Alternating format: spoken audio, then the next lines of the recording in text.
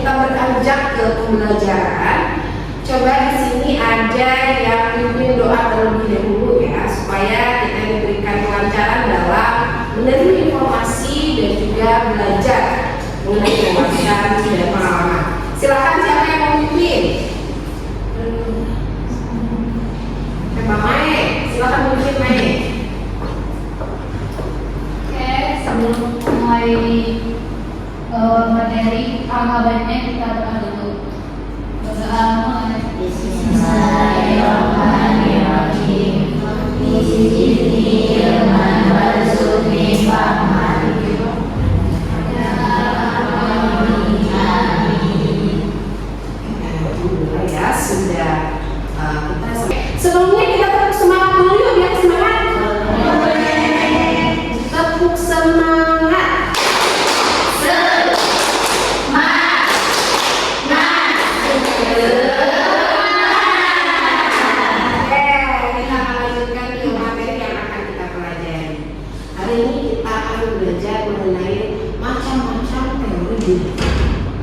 Teman-teman masih ingat ya, di minggu kemarin kita membahas mengenai proses belajar, ya, proses kita mendapatkan pengetahuan maupun wawasan. Masih ingat nggak teman-teman definisi belajar itu apa? Nah, ada satu orang yang unjuk tangan, definisi belajar itu apa? Ya.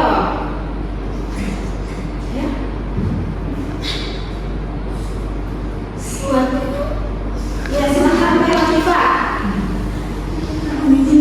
Ya. Suatu proses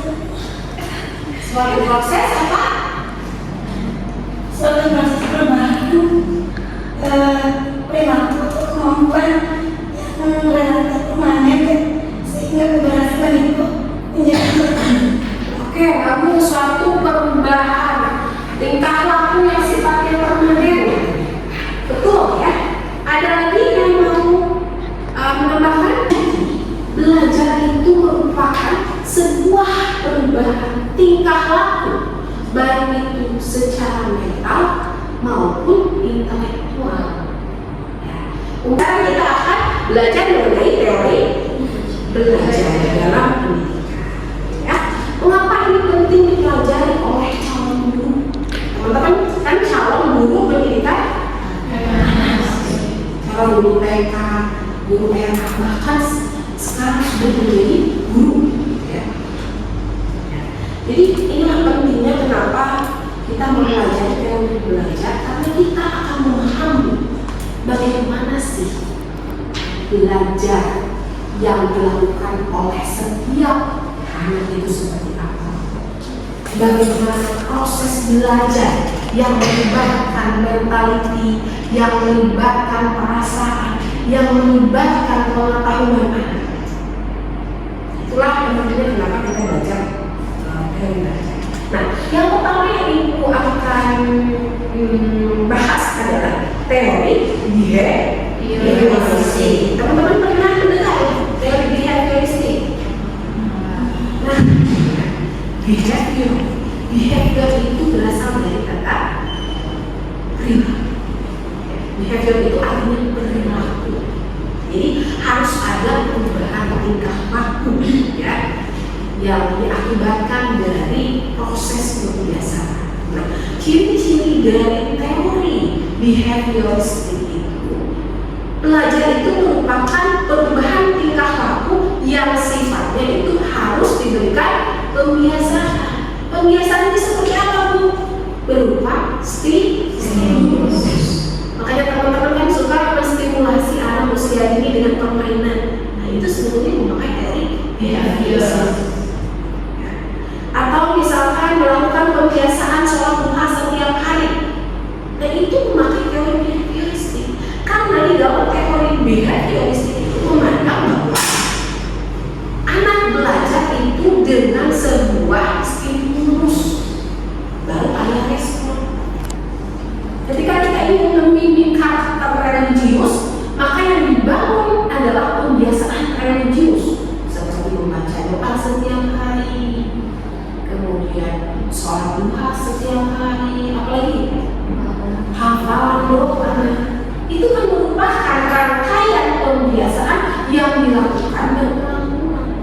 Jadi cirinya itu teman-teman adalah dilakukan secara berulang-ulang. Yang asalnya tidak biasa ya kita biasa. Kemudian menjadilah kata-kata itulah yang dinamakan behaviors. Ya, jadi pada intinya ada yang dinamakan teori kognitivisme. Jadi berbeda dengan teori behavioristik yang memandang bahwa seseorang belajar itu dipengaruhi oleh apa tadi? Tingkah laku atau lingkungan. Kalau kognitif itu ciri-cirinya apa? Melibatkan mental dan pengalaman seseorang, ya. Dan juga melibatkan bagaimana pengolahan informasi, memorinya, daya ingatnya, persepsinya, sensasinya. Itu yang mengakibatkan cara belajar si A dan si B itu berbeda, karena semuanya punya pengalaman yang berbeda. Umpama ya, siapa namanya? Puput misalnya tidak pernah belajar tentang pengurangan, diberikanlah barang yang kira-kira bisa atau tidak? Tidak, karena sebelum belajar perkalian itu kita harus belajar dulu pertambahan dan pengurangan. Begitu juga sebelum pertambahan dan pengurangan kita harus belajar terlebih dahulu mengenal. Jadi belajar itu merupakan rangkaian proses pengalaman yang melibatkan otak dan mental seseorang, sehingga ya, persepsi yang dibangun antara si A dan si B itu akan berbeda. Ya, menurut si A kesimpulannya seperti ini, si B seperti ini. Ya, itulah keragaman pengalaman seseorang. Tidak bisa sekarang kita menyamakan antara pengalaman si A dan si B. Masing-masing tumbuh kembang di lingkungan yang berbeda. Tadi ya, lingkungan menentukan semuanya di teori behaviors. Tetapi teman-teman harus ingat, mereka juga dibentuk dengan pengalamannya yang masing-masing dan masuk ke mental seseorang, ke otaknya. Itulah teori kognitivisme. Ciri-cirinya bagaimana?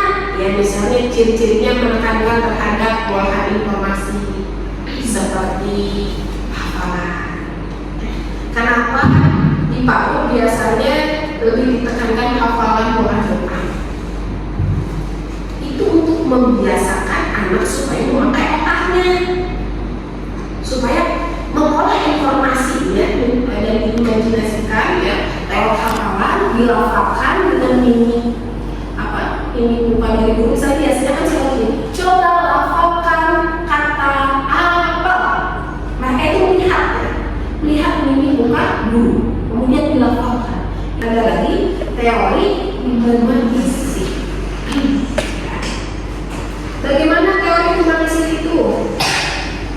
Ciri-cirinya ada yang tahu belum? Ada yang sudah tahu belum? Ya. Ciri-cirinya proses belajar seseorang itu berupa. Oke, kira-kira ada pertanyaan sampai sini? Silakan. Ibu izin tanya. Silakan. Namanya siapa? Nama saya Lulu Nurhayati. Ya, silakan Bu. Izin tanya, tadi kan ada beberapa teori yang sudah Ibu jelaskan. Nah, ketika implikasi di dalam proses pembelajaran, teori manakah yang memang cocok kepada anak saya? Satu proyek kita dibagi menjadi dua kelompok besar, ya. Yang satu sebelah kanan, yang satu sebelah kiri. Tugasnya adalah mencari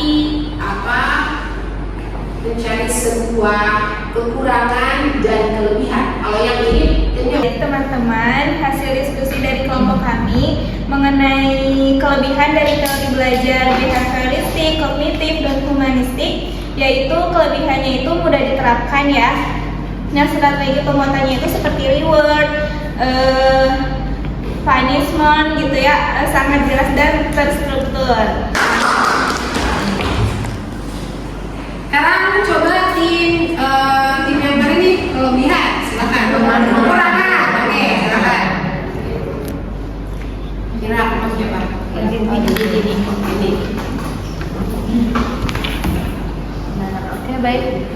Jadi untuk kekurangan teori behavior dulu ya teman-teman. Jadi teori behavior ini tuh hanya kekurangannya hanya berfokus pada stimulus dan respon saja.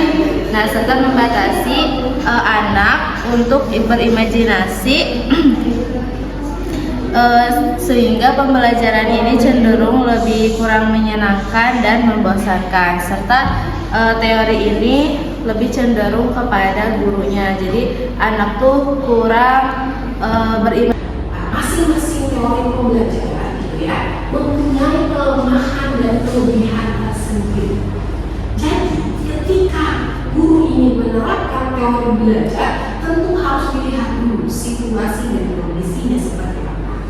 Ya, apakah yang kita ajari adalah anak usia dini atau mungkin untuk anak remaja, gitu ya.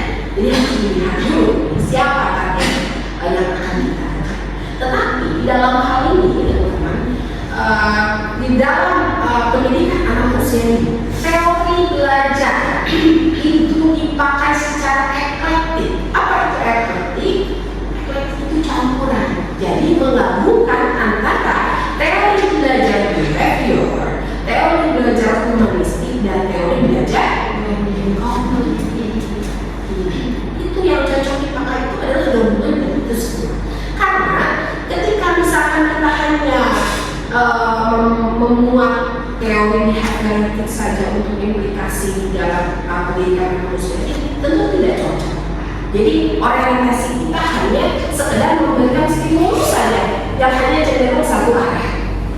Tetapi kalau kita gabungkan teman-teman, tentu ya, ketika kita gabungkan antara tiga teori tersebut, pertama kita memahami seluruh karakteristik anak usia ini dengan semua perkembangannya. Itu kan humanistik. Kita akan melakukan pembiasaan dengan teori. Begitu ya, bisa dipahami?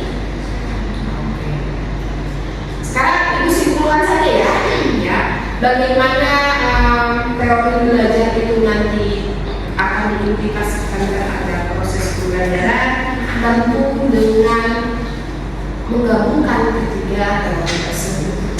Akan tetapi teman-teman, di dalam teori belajar tentu harus melihat terlebih dahulu bagaimana proses perkembangan anak terlebih dahulu. Dan setelah itu nanti kita akan menentukan bagaimana teori belajar yang cocok untuk siswa. Dan kenapa teori belajar ini harus dipahami oleh calon guru?